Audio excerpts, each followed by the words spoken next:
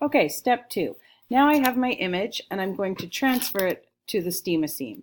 Everyone will get a piece about this size that you can use for your drawings. However, you might have extra, so we'll put it somewhere in the cupboard and you can share it with the people who might need a little bit more. And make sure that you space things out, that you don't put them really close.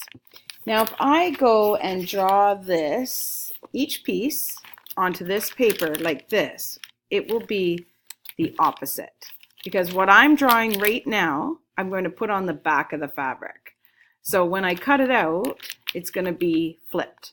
So one technique that you can do with this particular Steam-A-Seam is you can draw your image, flip it over, draw it again, and then cut it out.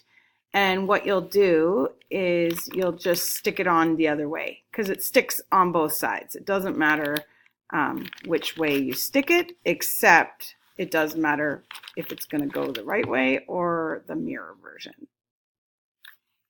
I'll tell you more in a second.